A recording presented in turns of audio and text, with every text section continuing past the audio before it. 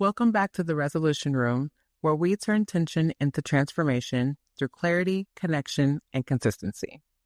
I'm your host, Dr. Nashay Lowe, and this is a space where we explore what's really underneath the moments that challenge us and how they can lead to something more honest, more human, and more whole. So let's get into it. The illusion of the fresh start. There's something deeply comforting about the idea of a fresh start. A new year, a new chapter, a symbolic reset that tells us this time can be different. We like the feeling of drawing a line in the sand, of believing that clarity, discipline, or alignment will arrive neatly with a change in date. That if we name the right goal clearly enough, the rest will just fall into place. But over time, I've learned that what we call a fresh start is often just a pause between familiar patterns. Not because people don't want to change, but because change doesn't happen through declarations alone. It happens through the environments we move through every day, the habits we return to when no one is watching, and the structures that either support or undermine our intentions. This is something I've seen across personal growth and organizational change alike.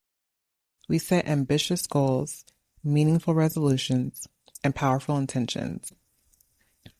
And then we place them inside the same systems that produce the outcomes we're trying to move away from. So today I want to gently question the idea of perfect resolution. Not to dismiss it, but to look underneath it. Because real change doesn't come from a single moment of motivation. It comes from what we build quietly, consistently, and often imperfectly, long after the excitement of a new beginning fades. Segment 1. Why resolutions feel right, but rarely hold. Resolutions feel right because they offer clarity in a moment when we're craving it. They give us something concrete to hold on to. A statement of intention that says, I know what I want to be different. And there's nothing wrong with that impulse. Wanting change is human. Naming desire is important. But resolutions tend to place all the weight of transformation on a single decision point. We act as if saying, this year I will, is the hardest part, when in reality it's the easiest.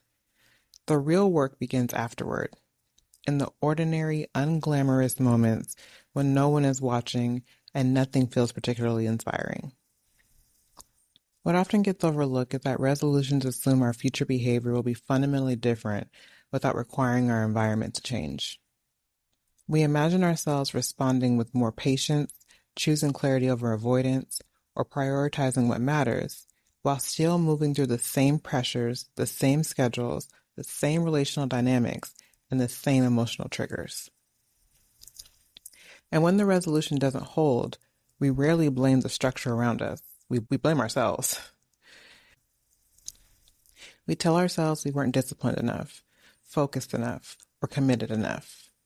But in my experience, both personally and professionally, most people don't fail because they lack willpower. They struggle because they're asking intention to do the job of infrastructure. You can want better communication, less conflict, or more alignment. But if the systems you're operating inside still reward urgency, silence, or overfunctioning, your resolution is working against gravity. That's why resolutions often fade quietly, not because they were wrong, but because they were unsupported. Segment 2. The difference between wanting change and designing for it. Here's where the shift usually needs to happen. Most of us are very good at wanting change. We can articulate what we're tired of, what we hope will be different, and what we no longer want to repeat. But wanting change and designing for change are not the same thing. Wanting change lives in language. Designing for change lives in structure. A resolution is a statement of desire. A system is a set of conditions that make a different outcome more likely. This is something I've seen again and again in organizational work in particular. A team will say they want better communication, more trust, or less tension. But when you look closely, nothing in how they meet, decide, or give feedback actually supports these goals. The aspiration is there. The design is not. And the same thing happens in our personal lives. We say we want to respond more calmly in conflict, but we don't build in pauses. We say we want more alignment, but we don't create space for reflection. We say we want consistency, but we rely on motivation instead of rhythm. So when the old patterns return, it feels personal, like a failure of character, when it's really a failure of structure. Now, systems don't guarantee success, but they do reduce friction. They make it easier to do what you already care about, especially when you're tired, stressed, or emotionally activated, which is exactly when resolutions tend to break down. If segment 1 asked why resolutions struggle, this segment is really about where change actually lives. Not in willpower, not in declarations, but in the quiet architecture of our days. Segment 3. Why systems matter most when things get hard. Most change conversations happen when things are calm. We make resolutions when we feel hopeful, rested, or motivated. We imagine ourselves following through in ideal conditions, when we have time, clarity, and emotional bandwidth. But real life doesn't test us in ideal conditions. It tests us when we're overwhelmed, when we're triggered, when conflict shows up unexpectedly, when the pressure is on and the margin is thin. That's when resolutions tend to disappear. Not because we don't care, but because stress narrows our capacity to choose differently. This is where systems matter most. A system doesn't ask you to be your best self in every moment. It assumes you won't be. It builds in support for the moments when your nervous system is activated and your habits want to take over. It creates pause points, moments where reflection become easier than reaction. In conflict transformation, this distinction is critical. Conflict rarely escalates because someone made a single bad choice. It escalates because there were no structures in place to slow things down before emotions took over. When there's no system, the default becomes urgency, avoidance, or defensiveness. When there is a system, a shared language, a moment of pause, a norm that invites curiosity, people now have something to lean on when clarity is hardest to access. That's why systems don't eliminate difficulty, but they make better responses more likely under pressure. And any approach to change that only works when life is calm isn't actually built for real life. Segment 4. The problem with glamorized change. We've come to expect change to announce itself. A breakthrough moment, a surge of motivation, visible before and after, that makes growth feel obvious and rewarding. But most of the change that actually lasts doesn't feel like that at all. It's quiet, repetitive, and often unremarkable in the moment.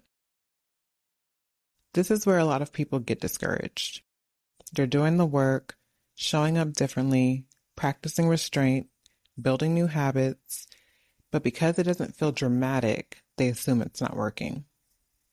We've glamorized transformation in a way that makes consistency seem boring and steadiness seem insignificant. But systems don't exist to inspire you. They exist to hold you.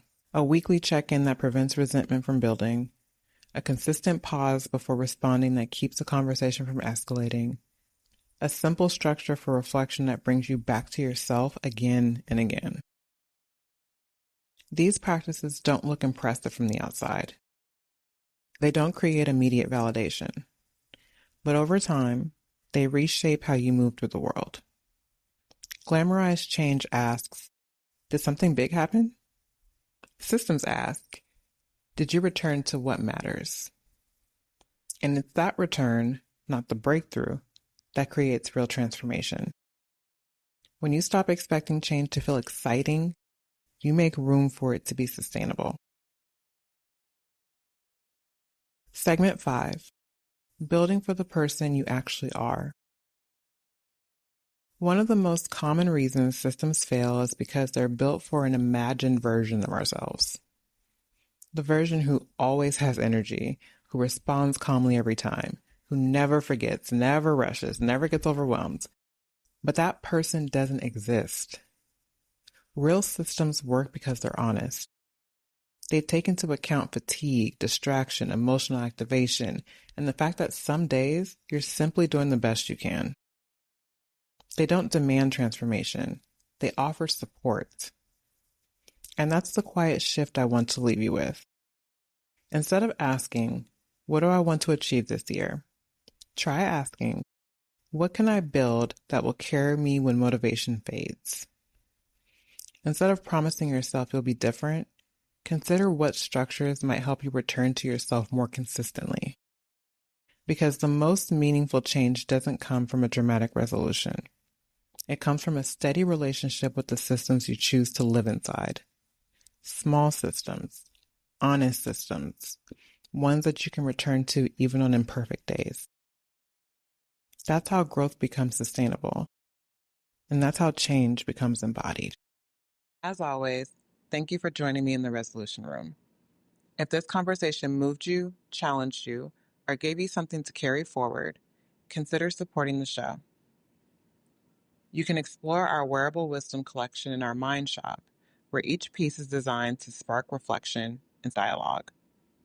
You can also join our growing community for behind-the-scenes conversations, resources, and support of your own journey through tension and transformation.